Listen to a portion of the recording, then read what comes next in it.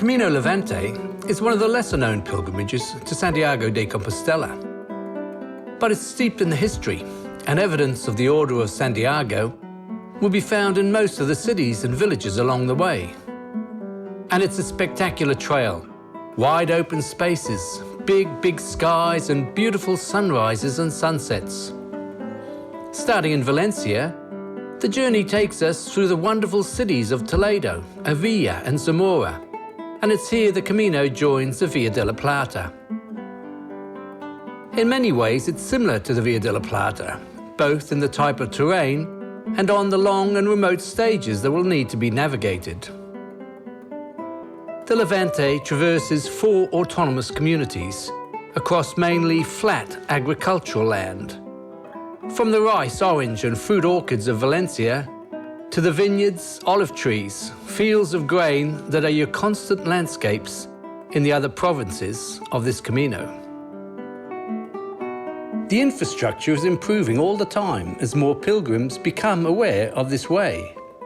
And if you like castles, then this is your Camino, because they're dotted everywhere along the trail.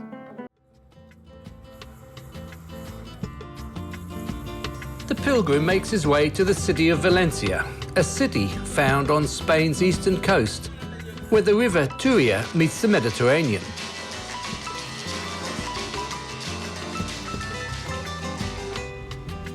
Historically, the city was a landing place for pilgrims coming from other parts of Europe on their way to Santiago de Compostela.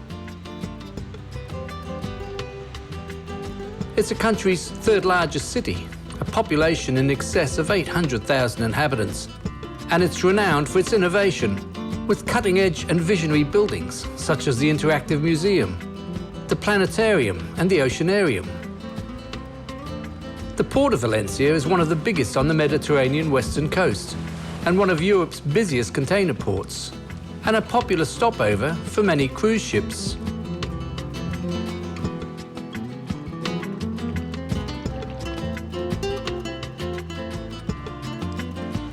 Valencia is the birthplace of paella and famous for its gastronomic culture.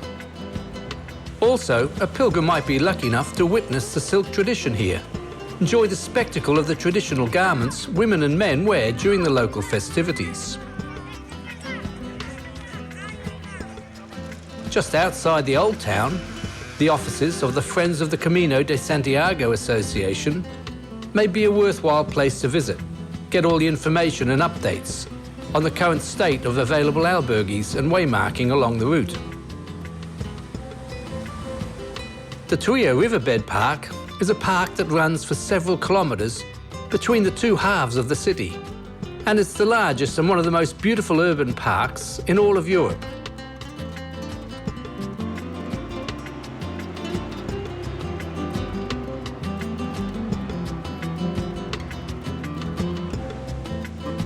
The magnificent Valencia Cathedral of St. Mary is situated in the centre of the old city.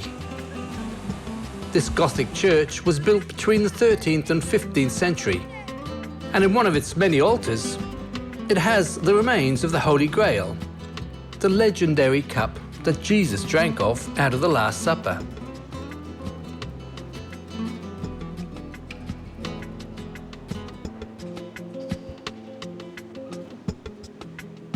And it's here we will find the first of many yellow arrows that will be our guide in the days and weeks to come.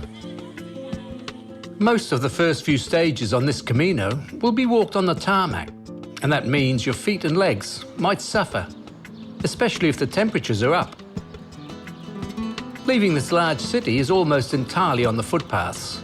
The only consolation will be the number of bars that might be open for a coffee or refreshments. Once out of the city, the trail moves to smaller roads that run parallel to the main highway. And today, we will pass through no less than 6 sizable towns before our final destination. After 15 kilometres, the town of Silla might be a good lunch stop, or an early finish to the day if time to complete the Camino is not an issue. From Silla, there's more walking on the blacktop through rice fields and citrus.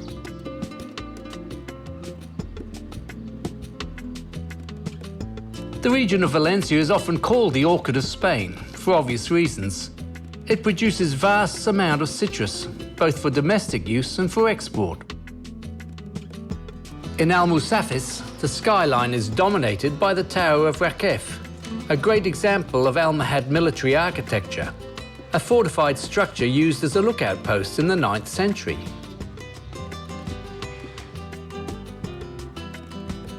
The Camino Levante has albergues in about 3/4 of the stages we will cover, and hostels in the remaining etapas. Algemisi is our final stop today, and it's one of the largest processing towns of citrus in the region.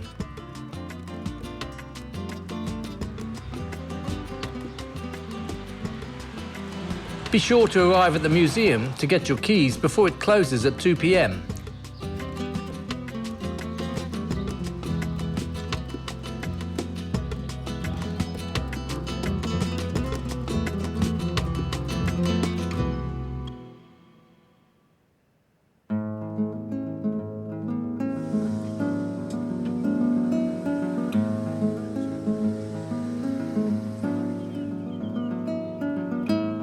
From Algemisi, it's a short walk to the large towns of Zalzira and Carcassent, and there'll be numerous bars for a morning coffee.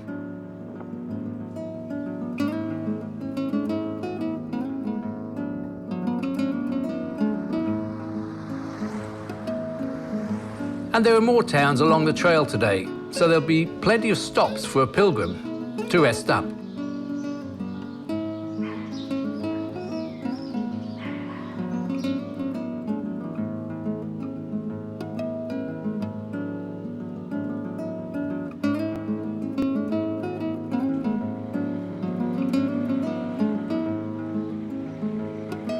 In some of the orchards we pass, we come across kiwi fruit, persimmons, where farmers are diversifying their citrus crops to take advantage of better economic returns.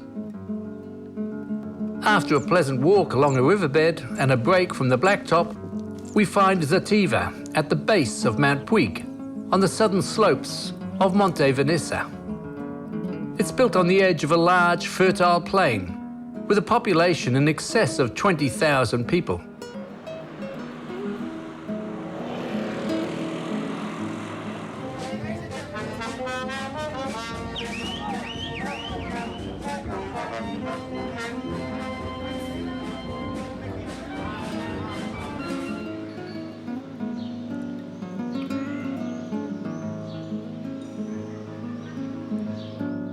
Its castle is perched high up on a hill overlooking the pueblo and provides amazing views for those who have still energy left in their legs to go and visit.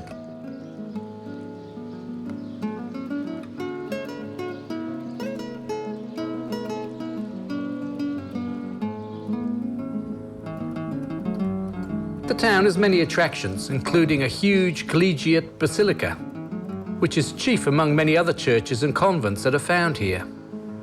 And there's a tourist albergue that can be booked ahead of time.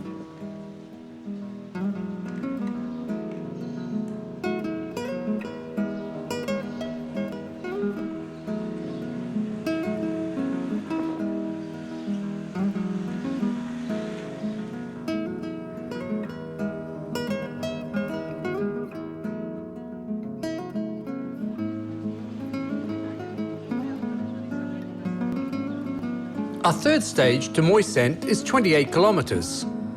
There's a good train service that runs from Valencia through a number of these early Camino stages, up until La Roda, should a pilgrim be in need of transport.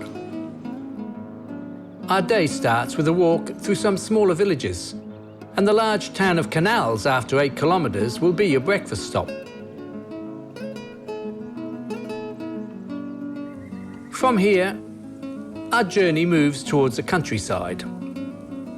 The ruined castle of the Order of Montesa overlooking the village of the same name will be part of our panorama for much of the morning.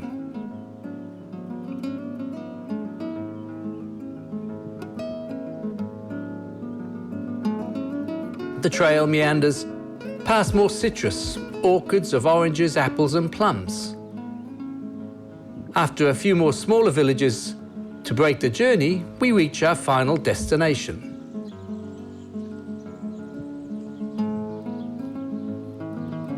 Moisent is a large, lively town with some important historical significance. It was a transit route for goods and people between the Castilian plateau and the Valencian coast.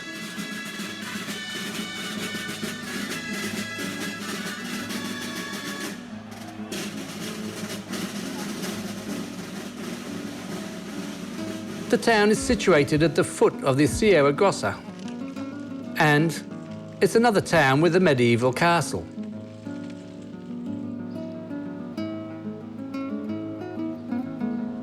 The small albergue is located in the same building as the local police station.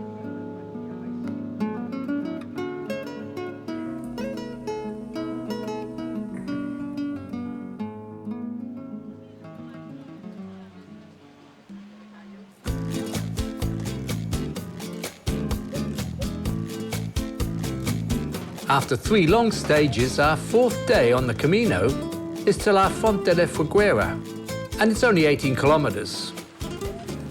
But there's no shops along the way, so a pilgrim will need to take their own supplies. After following the road away from the village, our trail is mainly on dirt tracks, travelling through large farms across wide country paths.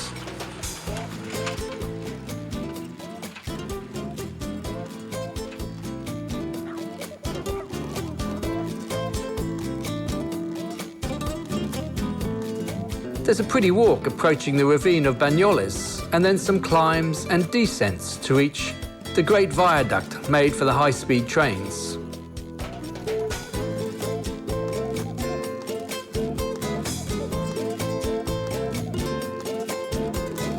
La Fonte de la Figuera is a town with a population over 2,000 inhabitants. It's named after a spring that existed at the foot of a huge fig tree in the same village. Today, there's a public well situated in that spot.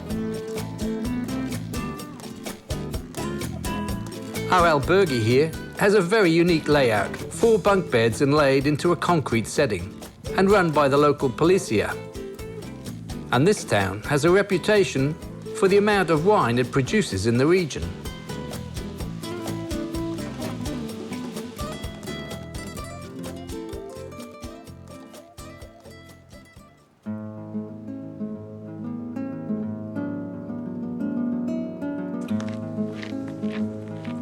On the stage to Almansa, the trail moves away from the province of Valencia, and we begin with an early climb, some road walking, before again entering the countryside. Today we're entering the region of Castilla-La Mancha, which was known as Al-Mancha to the Arabs and translated as dry land or wilderness. The route winds its way through fields of cereal, grain and scattered farms. And again, there's no villages between our start and final destination, so we'll need to carry supplies for a long 27-kilometre trip. And don't forget the hat and sunscreen, because there's little if any shade to be had. The final walk into the town is a long trek along the road. Almansa has a population of 25,000 inhabitants. The town boasts a very impressive Moorish castle, complete with an ashlar tower.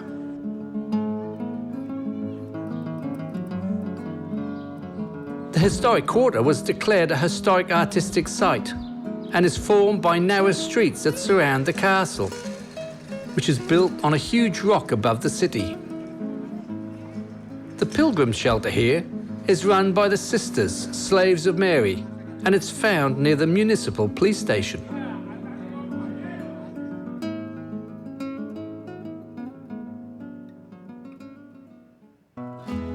The stage to Higuera is one of the longest steps of this Camino, and there's no pueblos for breaks in between. So some pilgrims might detour after 20 kilometers to the village of Alpera, and thus divide this step into 2. Otherwise, it'll be necessary to take a lot of supplies on another day with little shade. And the trek itself is almost entirely in the wide open spaces, through more fields of grain, some pines and some small woods and green fields. Over the first 20 kilometers, the path climbs some 300 meters on a gentle ascent.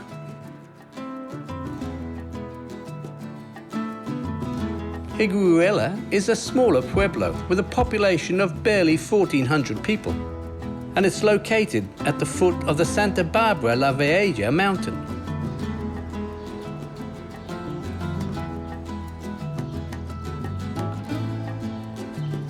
The town does have a community albergue, or alternatively, pilgrim-friendly accommodation in the bar Hostal La Posada.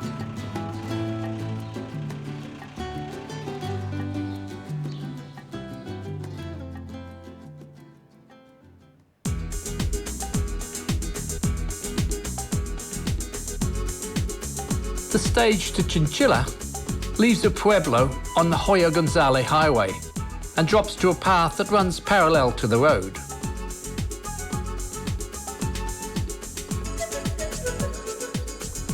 We encounter our first wind turbines on the hills above us as we walk through pine woods.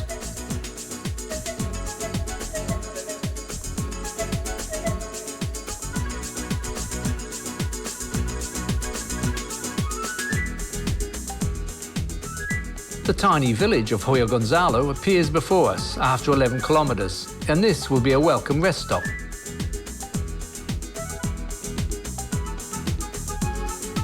The walk today is very enjoyable, through the nature, long stretches of gentle rolling hills.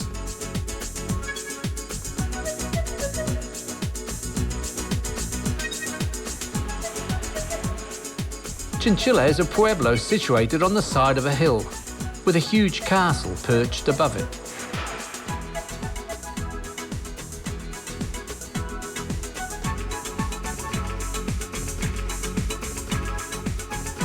Some things to see here are the town hall, which has a beautiful 18th century Baroque facade, and the Arab castle, which was rebuilt in the 15th century. There's no albergue here, but 2 good hostels for pilgrim accommodation.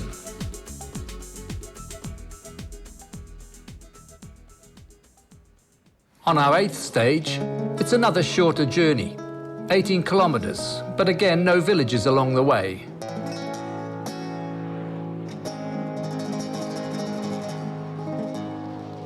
And our city of Albacete appears on the horizon shortly after our walk begins. The paths run parallel to the main highway for almost the entire journey on a long trek through more grain fields. This could be a day for listening to some music to break the monotony.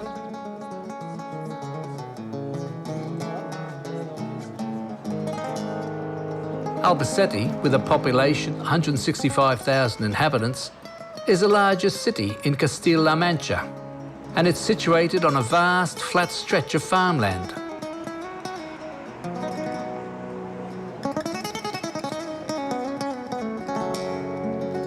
Tourism Spain says that lovers of the arts and customs of La Mancha will enjoy this modern city, which has preserved all of its traditional flavour. The Cathedral of St. John the Baptist is located in the oldest part of the city. It's a Gothic masterpiece which took over 400 years to build.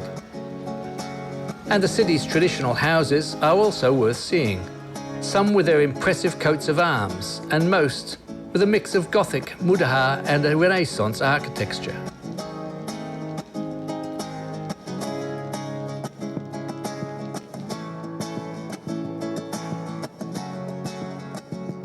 On the 9th stage of our Camino to La Roda, it's another long trek of over 39 kilometers. Once out of the industrial area of Albacete, the trail descends gradually on a long, monotonous road through more fields of cereal and maize.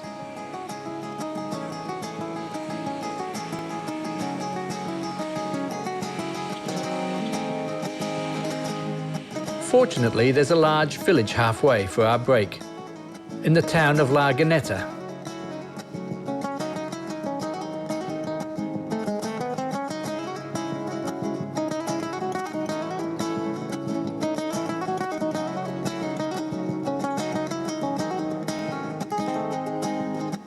On the outskirts of La Roda, we cross the Tagus Segura water transfer, And this is one of Spain's largest works of hydraulic engineering. It channels water from the Tagus River for almost 300 kilometers to the Talavera Reservoir. La Roda is a large industrial town of the La Mancha region.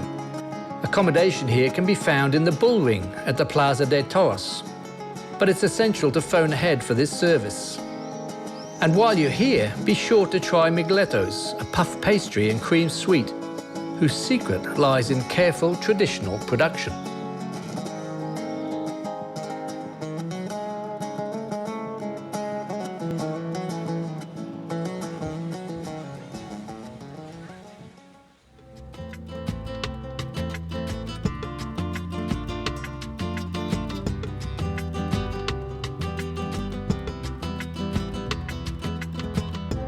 The Camino leaves La Roda via the two huge chimneys on the edge of town. After a short walk through the industrial section, again it enters the wide open spaces. A massive solar farm reminds us of Spain's impressive record of producing renewable energy. And this area is home to large flocks of sheep. And the local cheese, Manchego, is a major export business here.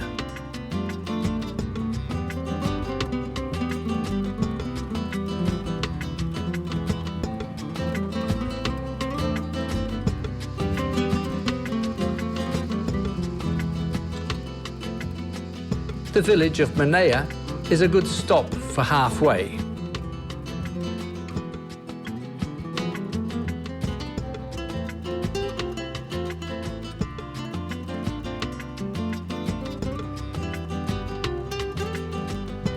Our trail enters San Clemente on the main road. This pueblo has a population of almost 7,000 inhabitants. It's a typical medieval town with a 15th century church dedicated to the Apostle St. James. A Roman arch stands in one corner of the Plaza Mayor, which houses some very impressive 16th century buildings.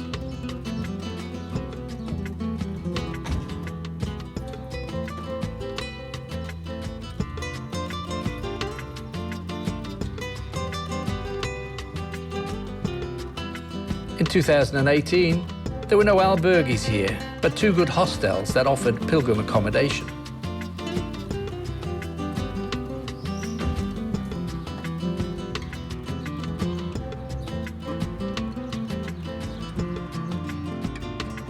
On the 11th day, to La Pedroneras, we're now in the wine region of La Mancha, and over half of Spain's wines will be produced in this region.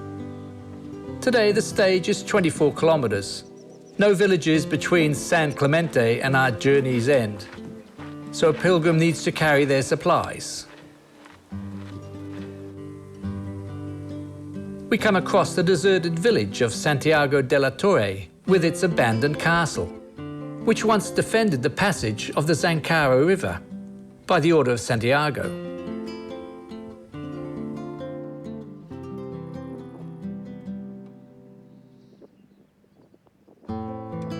Las Pedroneras is another large pueblo with a feel of a real hard-working agricultural town.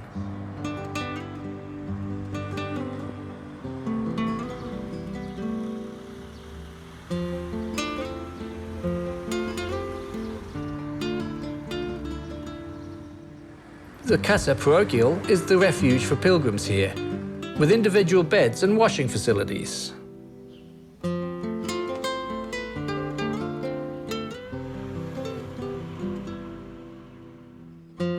The 12th stage to El Toboso is 33 kilometers.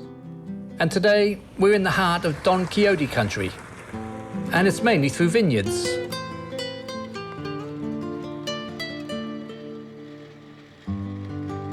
There are no less than 3 villages along the route to break up the trip, so stopping for refreshments won't be a problem.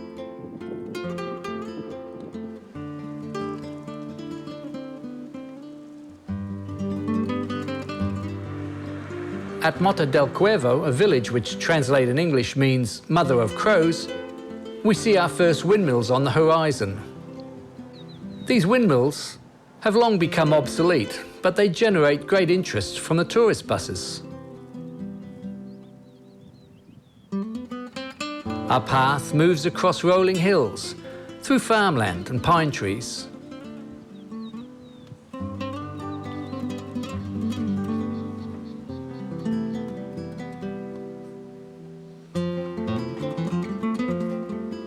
And we've joined the route of Don Quixote now, and in days to come, we'll see these distinctive green markers along our trail.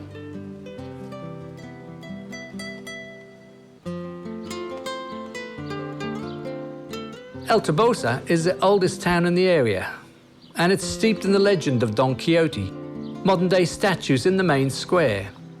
And there's a great museum that can be visited here. Accommodation here will be in the local hostels.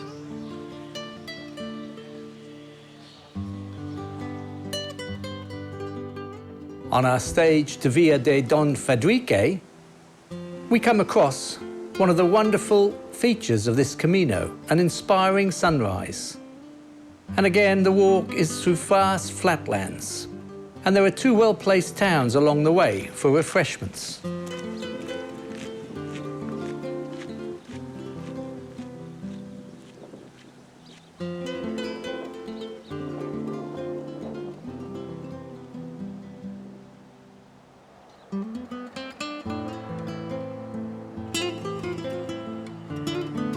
The scenery includes olive groves and vineyards.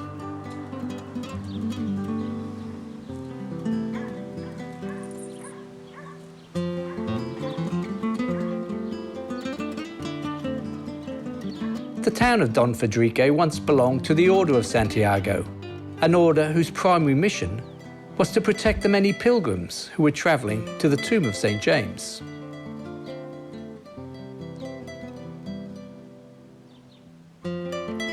Today, it's famous for its manufacturing of doors. It's a large pueblo, a population in excess of 4,000 people, and it has a municipal albergue for pilgrims.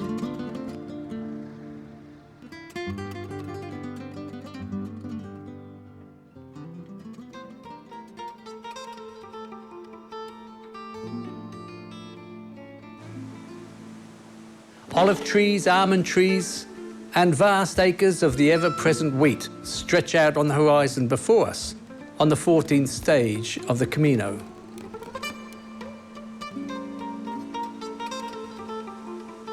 The town of Villacanas, after 10 kilometres, will be the stop for the early morning coffee. And then it's another long, flat walk on the plateau today.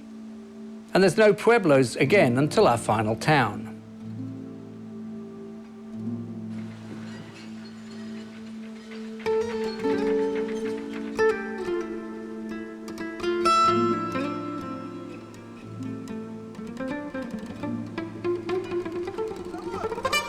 And still, some of Don Quixote's windmills can be seen along the way, and these have become popular icons of the Castilla-La Mancha region. Tembleque is a smaller town, population of just over 2,000 inhabitants. It has a very impressive Plaza Mayor, which was recently declared a property of cultural interest.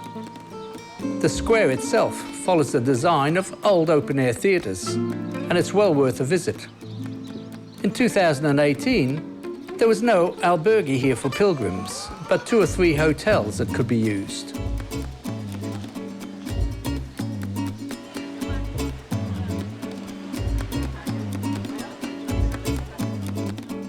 On the stage to Mora, a pilgrim leaves the wheat behind momentarily and journeys through some huge farms of olive groves.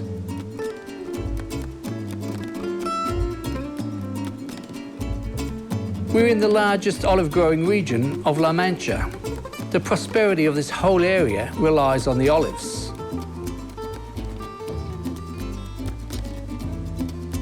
After crossing the river Algador, there's a long ascent on a minor road to the hill overlooking our destination of Mora.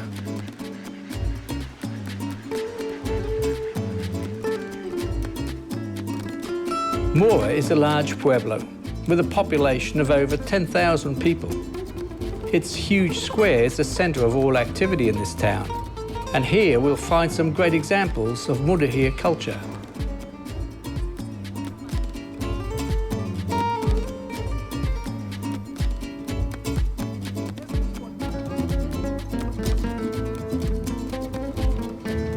In 2018, there was no albergue here for pilgrims, but some pilgrim-friendly hostels for accommodation.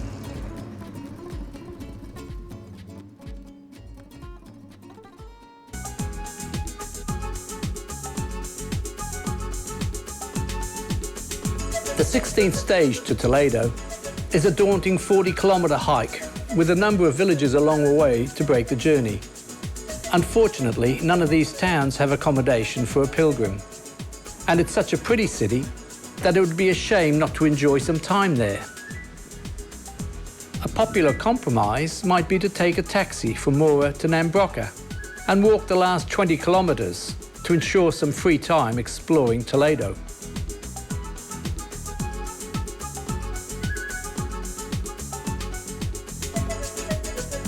Otherwise, the trail is mainly through large farms and open fields.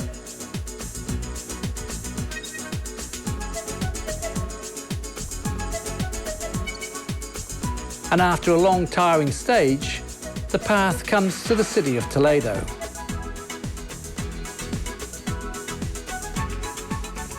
Among all the old Spanish cities, Toledo is probably the most spectacular. The old city stands on a hill in a loop of the river Tagus. An entry is by two historic bridges, including the famous Roman Alcantara Bridge. The walls are pierced by ancient gates, the 14th century Mudéjar-style Puerta del Sol, and the Roman gate at the end of the Alcantara Bridge. The most visited monument here is a great Gothic cathedral on the crest of the hill, which dates from the 15th century. But equally impressive is the 16th century Moorish Alcazar.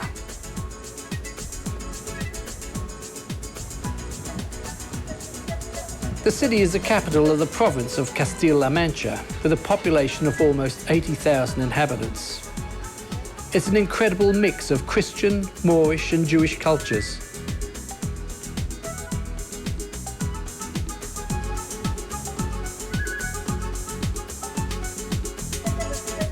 It's certainly a lively, energetic city, and there's a lot of sightseeing opportunities here in its narrow cobblestone streets.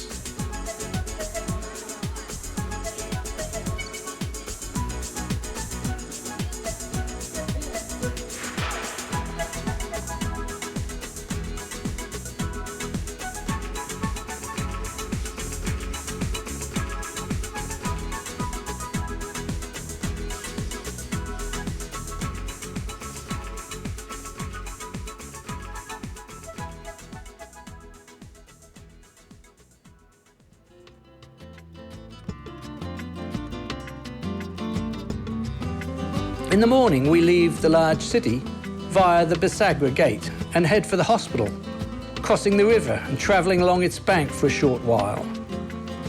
The first part of today will be on small country roads.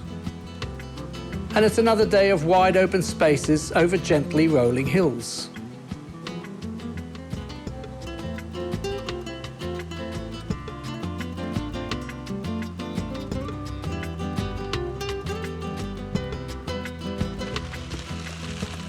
Once away from the tarmac, it's easy walking on sandy dirt paths, through more endless fields, some newly turned, others with the first sprouts coming through.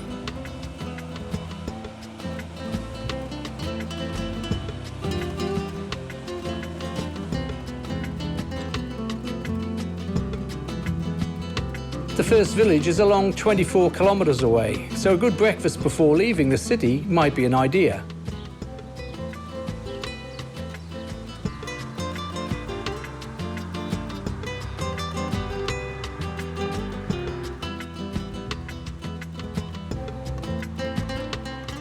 The town of Tuillos has over 10,000 people in it, with a very lively Plaza Mayor.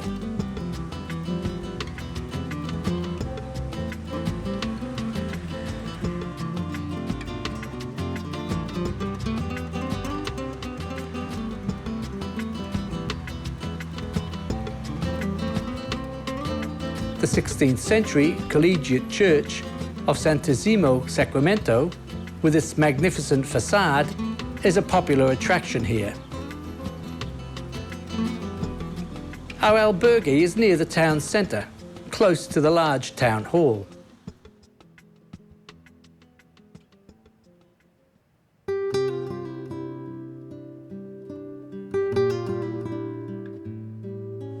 Big skies and huge, wide-open panoramas mark the start of our stage to Escalona. The region of Castilla-La Mancha is the longest stage of this Camino at 440 kilometres in distance. It's built on a large, dry, fertile plain on limestone in central Spain.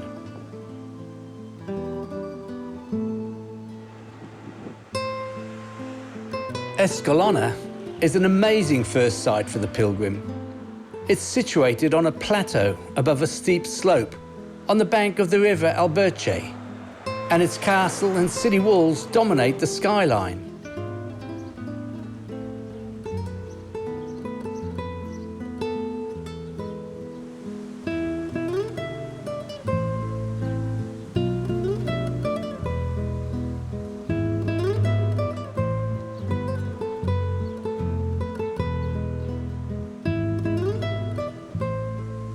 It's another typical medieval village, narrow streets and old manor houses.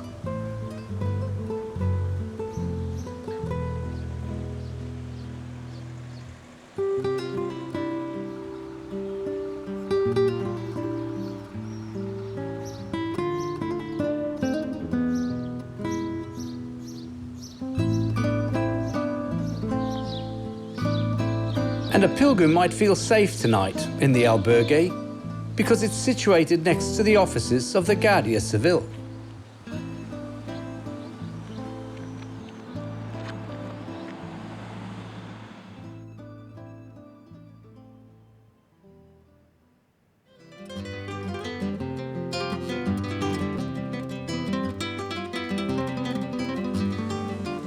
The stage to San Martin begins with a climb to the village of Almarox, before continuing on and up through a huge pine forest. And today, we're spending a lot of time in Pinewood, and our first real opportunity for some shade on this Camino.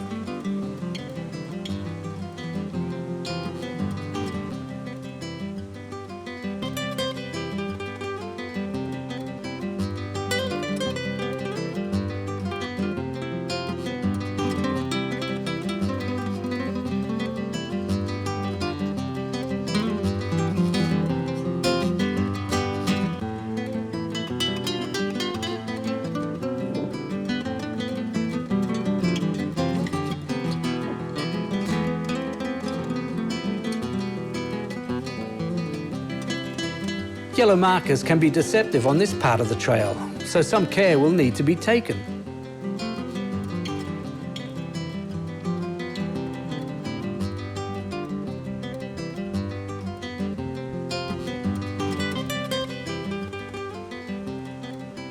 San Martin Valdeiglesias appears before us. It's a large town with a population nearing 8,000 inhabitants.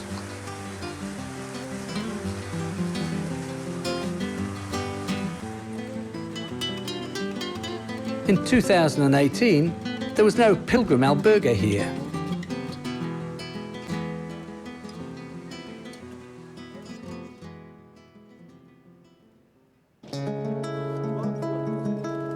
Our guidebook for the 20th stage is to Cebreros, but it's a journey of only 17 kilometres, and it'll make the stage to Avilla a long 38 kilometres. So today we're heading to San Bartolomé. It has a good albergue, and it will make the next day's walk to the pretty city of Avilla a much more comfortable 25 kilometres.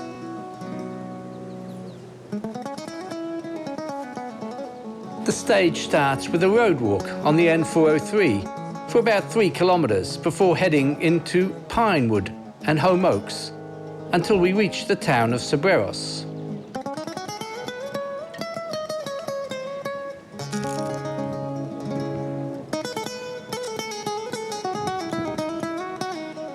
There's a pilgrim albergue here for those who do want to have a shorter day.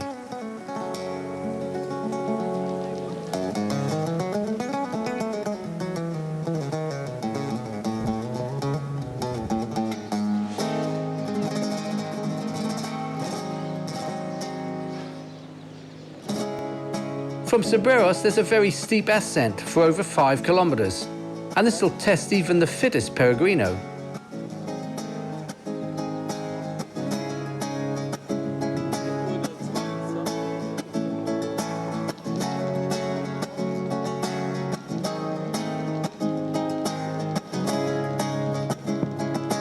Once past the pines, the ground evens out, goes into glorious pasture land, until finally a sharp drop to San Bartolome.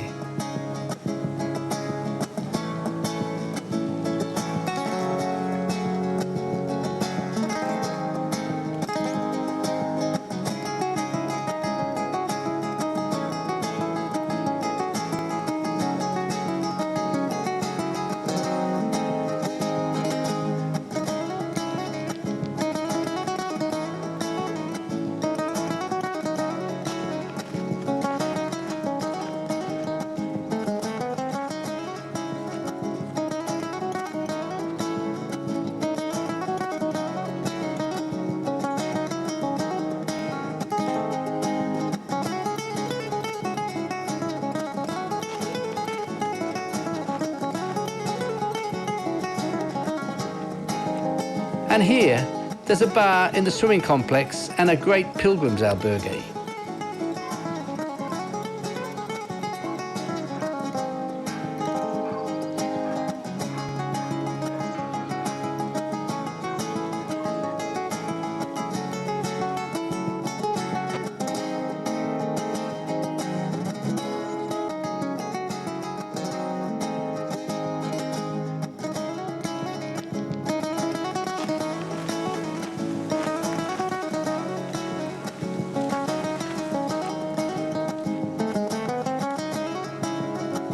The trail to Avila starts with an early climb, and the trail follows the Rio over rolling hills through more glorious pasture land.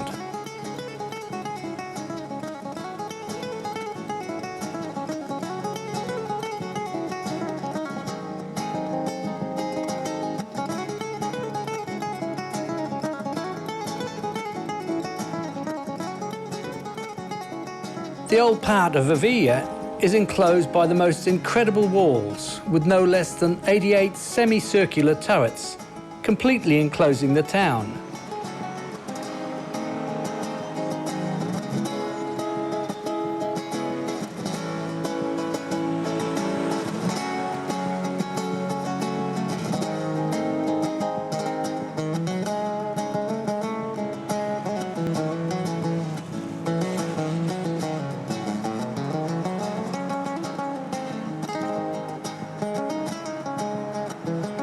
The brown granite walls were built in the 12th century, and they measure some 2,500 meters in circumference.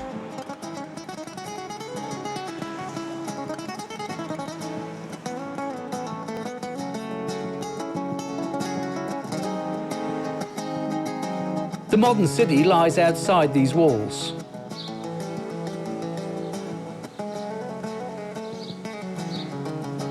And those who feel energetic at the end of this stage might enjoy a walk around the parapets.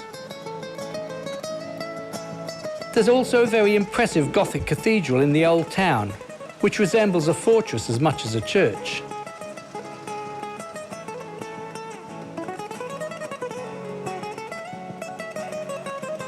Avila is the largest fully illuminated monument in the world.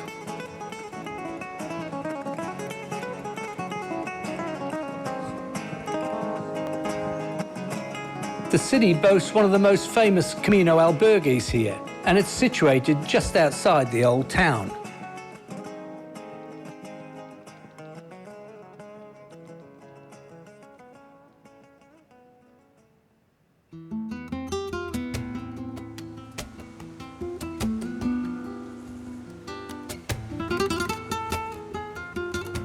The trail to Gota Endura begins with a walk on a quiet country road, all the way from Avilla to the village of Noillos, some 6 kilometers away, and we'll share the road with some fellow travelers.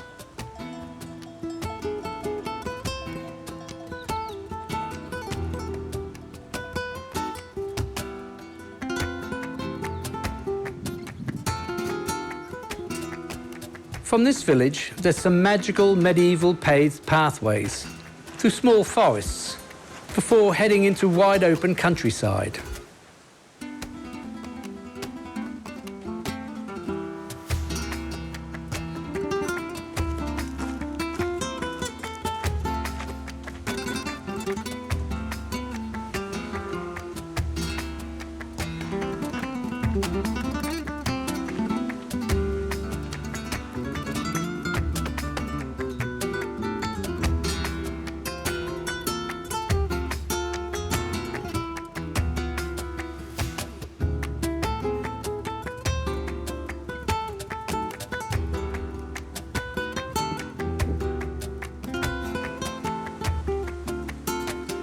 Our village appears a long way before us before we actually reach it.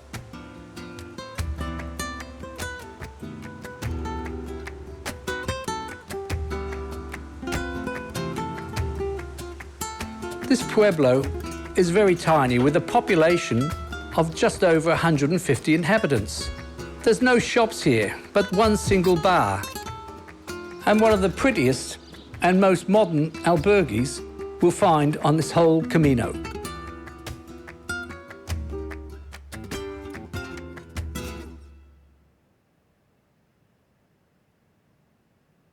On the 23rd stage of this Camino, we begin with a walk through a number of smaller villages on wide country farm paths.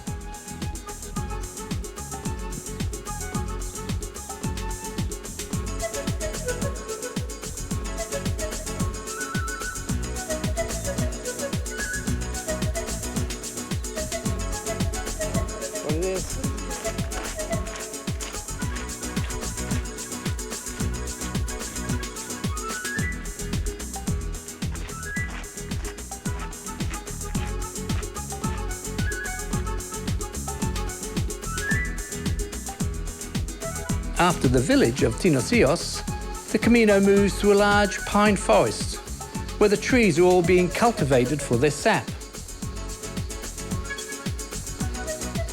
Walking is on easy sandy paths before eventually reaching the tarmac and a walk along the blacktop to the city of Arevalo. Arevalo has an impressive castle. It was once favoured by Queen Isabella I.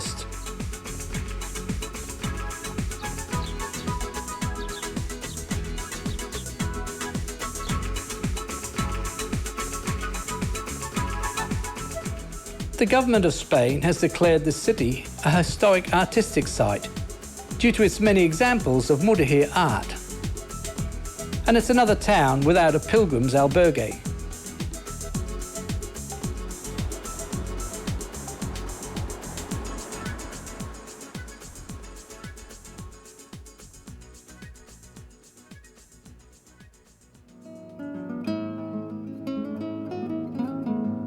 The long walk out of Arevalo is through its large industrial section, so it's tarmac for the first few hours before crossing over to a quiet country path running parallel to the motorway.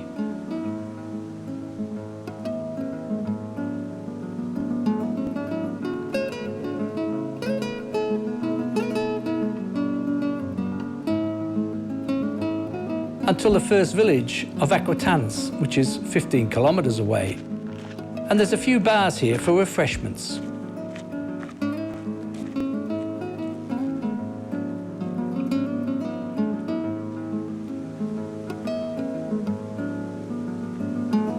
From Aquitanes, it's much the same countryside as the previous stages. And the last part of our journey after the small village of San Vicento is along a dirt road that runs parallel to the main highway for many kilometers.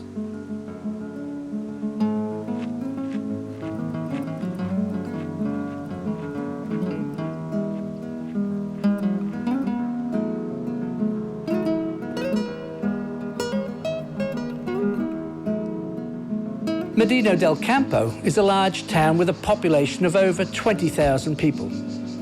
Its most outstanding feature is the 15th century castle of La Mata, whose silhouette dominates Medina del Campo's skyline. This is the city that was bequeathed to Isabella, who made it her principal residence.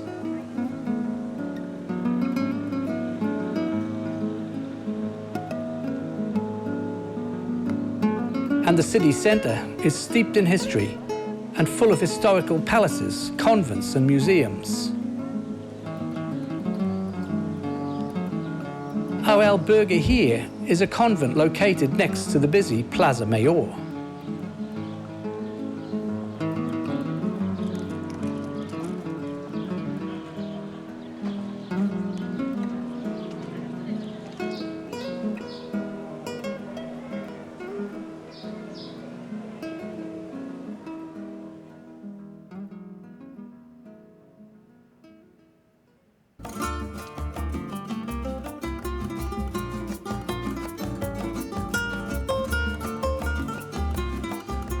On our 25th stage, we begin with a walk along a railway track, traversing through large farms under harvest, with wheat as far as the eye can see.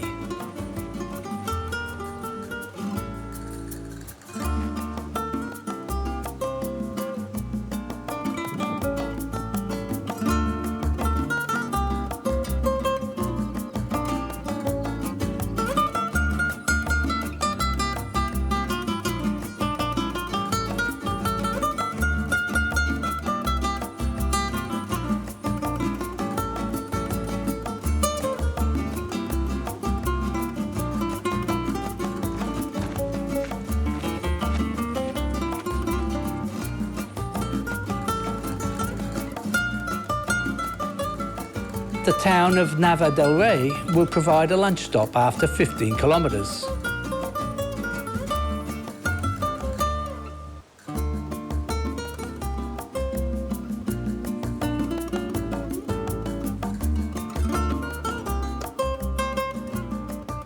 Our final walk to our destination is a long, wide dirt track over gently rolling hills to more open countryside.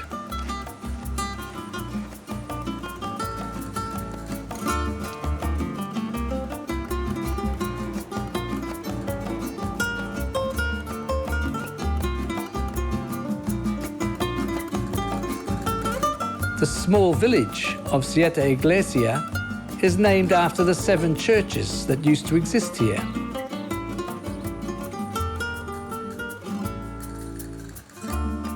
There is a municipal albergue found near the Ayuntamiento.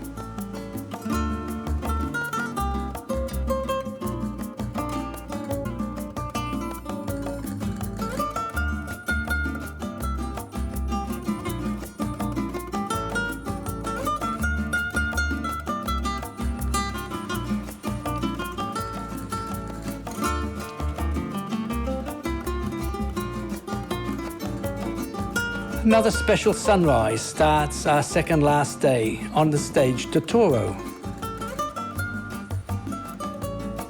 Many Camino blogs say this is one of the most beautiful landscapes of this whole Camino.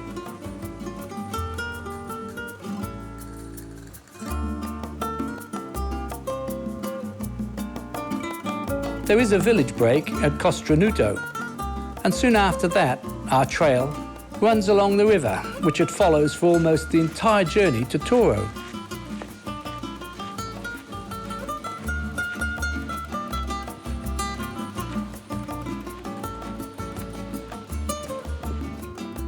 Toro is a spectacular town perched on a hill, dominating an impressive Roman bridge over the river.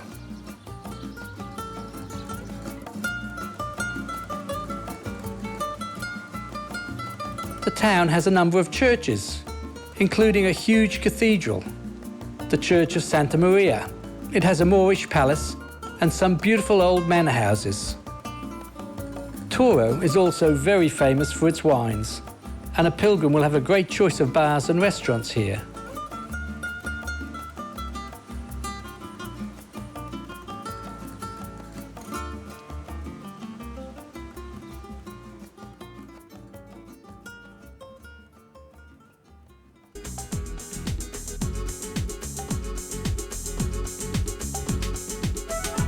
We descend Toro by a small road, with glorious views of the valley below.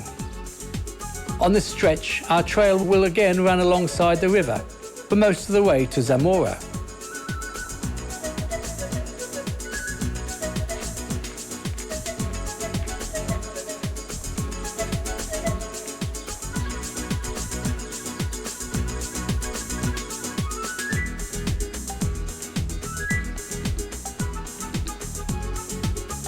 It's the last stage of the Camino Levante. At Zamora, it'll join up and morph with the Via de la Plata, which has come all the way up from Sevilla.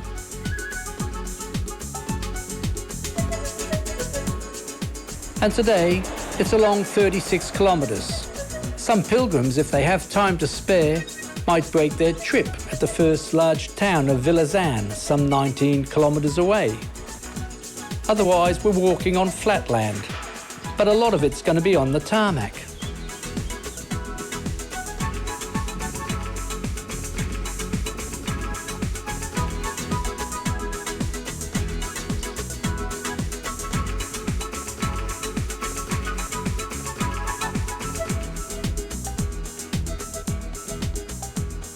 The large city of Zamora appears on the horizon, but it's still a few hours away. A sea of sunflowers lies beneath the city on a faraway hill.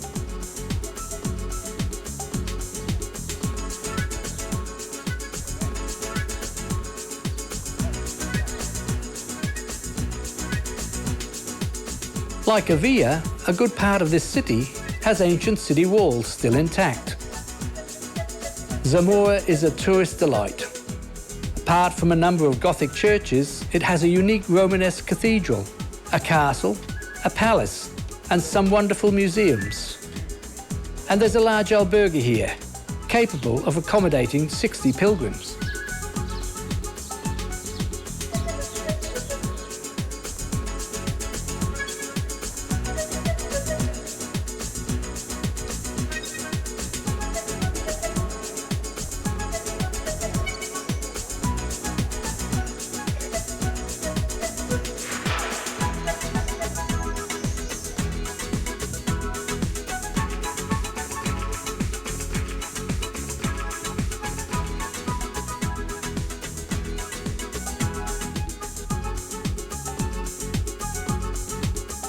And it's here that the Camino Levante ends and joins the Via de la Plata.